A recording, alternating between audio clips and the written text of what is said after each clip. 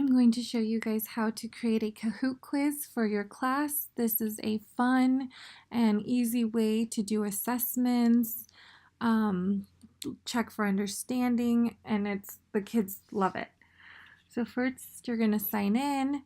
You go to New Kahoot, and there's different types of styles. You can do like a puzzle, a survey, a discussion, but we're going to do a quiz.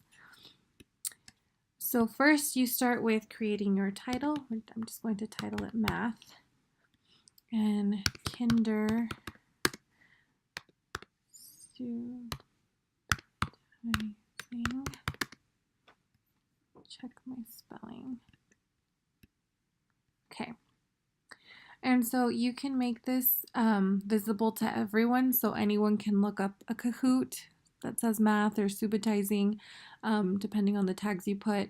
So you can open it up to everybody or just for you. You pick your language and who it's going to be for.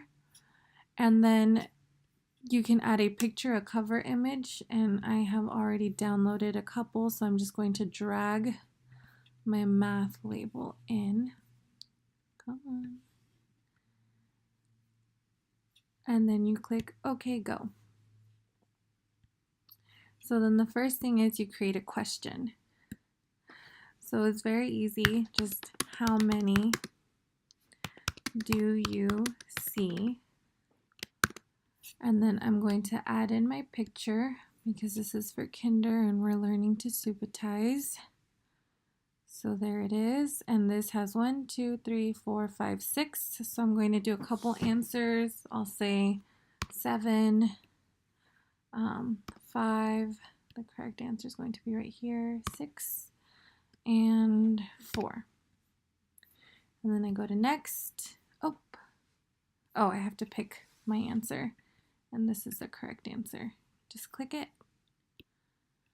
And there's your first question. I'll add one more. We'll pick this one. My computer's being so slow. And this one has 10, so I'll say how many do you see?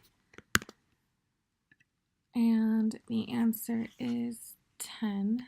So we'll put 10 right here. That'll be the answer. 5, 7, 11.